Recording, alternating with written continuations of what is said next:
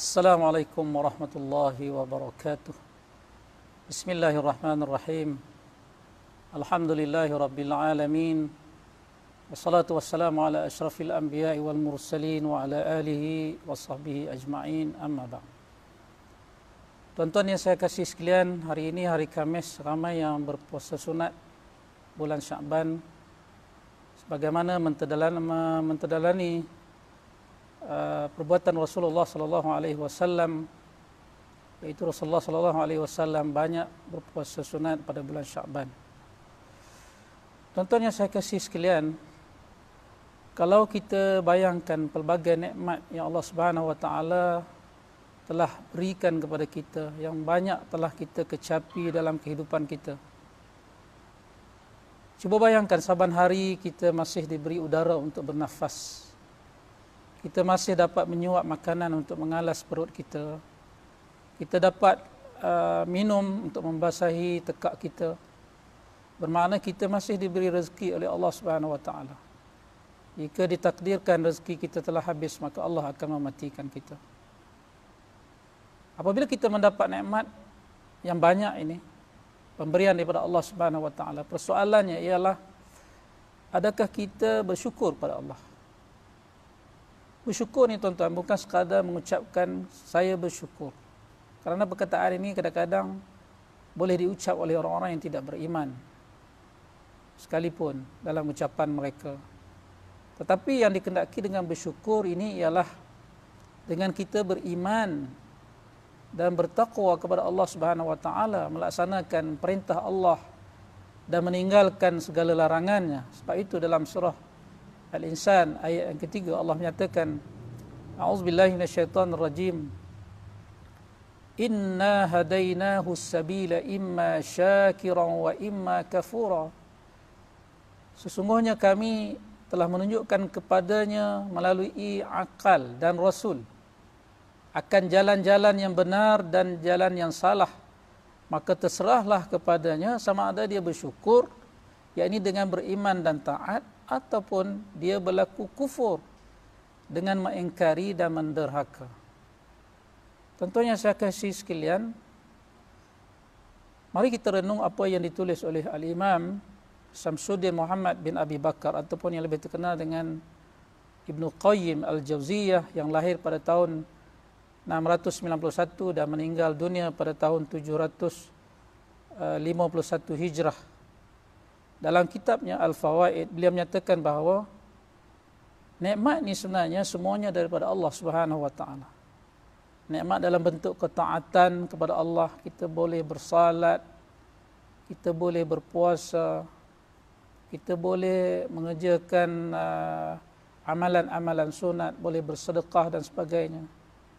Sebelum ini kita dapat salat berjemaah, dapat salat Jumaat, dapat menunaikan umrah, haji dan sebagainya. Dan juga nikmat dalam bentuk kelazatan, nikmat makan, minum dan lain-lain nikmat yang lazat yang kita kecapi. Semuanya ini mendorong kita untuk kita bersyukur kepada Allah Subhanahu wa taala. Sebagaimana kata Allah dalam surah An-Nahl ayat 53, "Wa ma bikum min ni'matin faminallah. Thumma iza massakumud durru fa ilaihi taj'arun." Yang bermaksud, dan apa-apa nikmat yang ada pada kamu maka adalah ia itu daripada Allah Subhanahu wa taala. Kemudian apabila kamu ditimpa kesusahan, maka kepadanya lah kamu merau meminta pertolongan. Sebab itu dalam surah Al-Baqarah ayat 172 Allah nyatakan, "Ya ayyuhalladzina amanu kulu min tayyibati ma razaqnakum washkuru lillahi in kuntum iyyahu ta'budun." Yang bermaksud, wahai orang-orang yang beriman, makanlah dari benda-benda yang baik, yang halal, yang telah kami berikan kepada kamu, dan bersyukurlah kepada Allah jika kamu hanya beribadat kepadanya.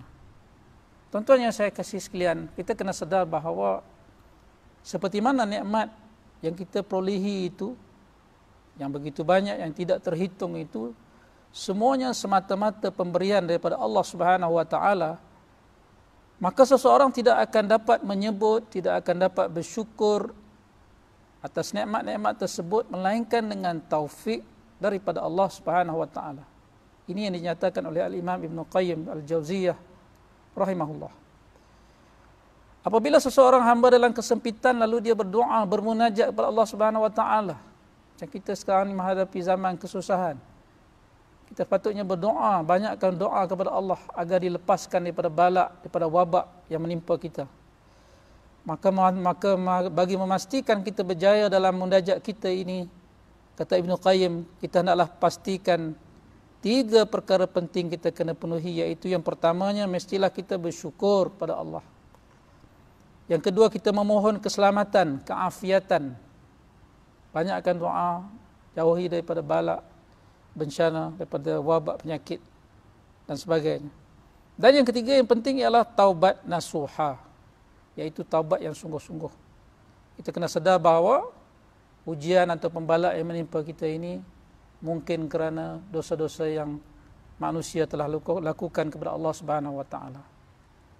Contohnya saya kasih sekalian, kita kena sedar mensyukuri nikmat Allah Subhanahu wa taala. Kita kena menghargai nikmat, kita kena membesarkan, mengagungkan nikmat Allah itu. Dan kita kena menyadari bahawa kesemua nikmat-nikmat itu adalah anugerah Allah Subhanahu wa taala semata-mata. Dia milik Allah. Justru itu kita kena mengesahkan Allah, beribadat kepadanya dengan penuh keikhlasan, mendekatkan diri kepada Allah Subhanahu wa taala, mencintai Allah Subhanahu wa taala sebagai tanda syukur kita kepada Allah. Jika sekiranya kita tidak mensyukuri nikmat Allah, sebenarnya kita telah lalai, telah cuai dalam melaksanakan tanggungjawab kita sebagai hamba Allah Subhanahu wa taala. Dan Allah Subhanahu wa taala berhak untuk mencabut, untuk menarik balik semua nikmat yang Allah Subhanahu wa taala beri kepada kita, dan Allah berhak berbuat demikian. Mudah-mudahan kita sentiasa mensyukuri nikmat Allah Subhanahu wa taala dan merasai kita kerdil di hadapan Allah Subhanahu wa taala. Aqulu qawli hadza wa astaghfirullahal azim li wa lakum. Wassalamualaikum warahmatullahi